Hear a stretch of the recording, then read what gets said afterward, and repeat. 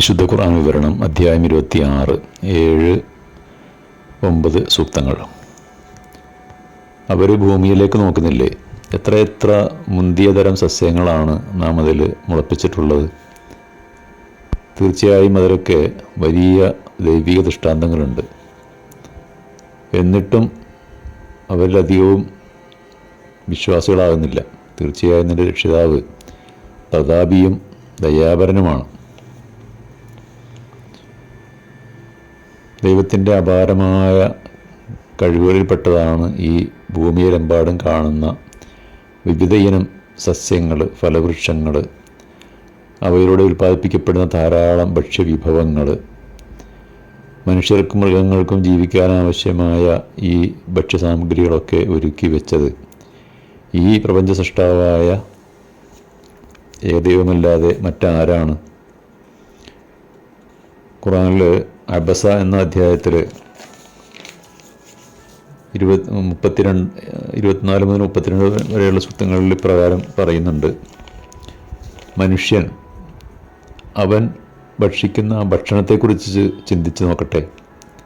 അതിനായി നാം ജലസേചനം ഒരുക്കി, അതുവഴി ഉണങ്ങി വരേണ്ട ഭൂമിയെ കുതിർത്തി അഥവാ പിളർത്തി, എന്നിട്ട് വിവിധ ഇനം ധാന്യം, മുന്തിരിവള്ളികൾ, പച്ചക്കറികൾ, ഒലീവ്, ഈത്തപ്പന എന്നിവയുടെ ഇടതൂർന്ന തോട്ടങ്ങളും പലതരം പഴങ്ങളും മറ്റ് സസ്യലതാദികളൊക്കെ മുളപ്പിക്കുകയും ഉൽപ്പാദിപ്പിക്കുകയും ചെയ്തു.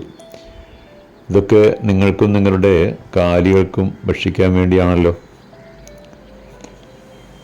മനുഷ്യർക്കും മൃഗങ്ങൾക്കും ഭക്ഷിക്കാൻ ആവശ്യമായ ഈ സംവിധാനങ്ങളൊക്കെ ഒരുക്കി വെച്ച സൃഷ്ടാവായ ദൈവത്തിൽ എന്തുകൊണ്ട് മനുഷ്യർ വിശ്വസിക്കുന്നില്ല?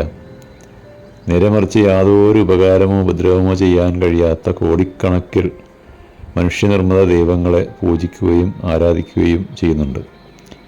എന്തൊരു വിരോധാഭാസമാണിത്, മനുഷ്യർ ചിന്തിക്കുന്നില്ലേ അതാണ് ഈ സൂക്തത്തിലൂടെ ചോദിക്കുന്നത്. മറ്റൊരു ദൈവീക ദൃഷ്ടാന്തത്തെക്കുറിച്ച് ഖുർആനിലെ യാസീൻ എന്ന അധ്യായത്തിൽ പറയുന്നുണ്ട്, നിർജീവമായ ഭൂമി അവർക്കൊരു ദൈവിക ദൃഷ്ടാന്തമാണ്.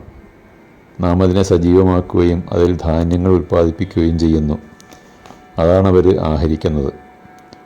നാം അതിൽ ഈന്തപ്പനയുടെയും മുന്തിരിയുടെയും തോട്ടങ്ങളുണ്ടാക്കി ഉറവകൾ ഒഴുക്കുകയും ചെയ്തു. അതിലൂടെ അവർക്ക് ഭക്ഷിക്കാൻ വേണ്ടിയാണ്.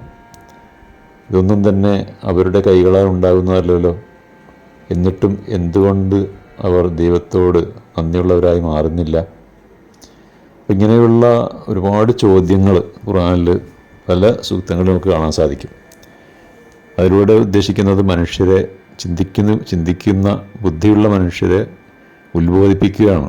ഈ പ്രപഞ്ചം മുഴുവൻ സൃഷ്ടിച്ച ആ സൃഷ്ടാവിനെ എന്തുകൊണ്ട് നിങ്ങൾ അവനിൽ വിശ്വസിക്കുന്നില്ല? അവൻ നൽകിയ ജീവിത വ്യവസ്ഥക്കനുസരിച്ച് നിങ്ങൾ ജീവിക്കുന്നില്ല എന്ന ഈ ചോദ്യം.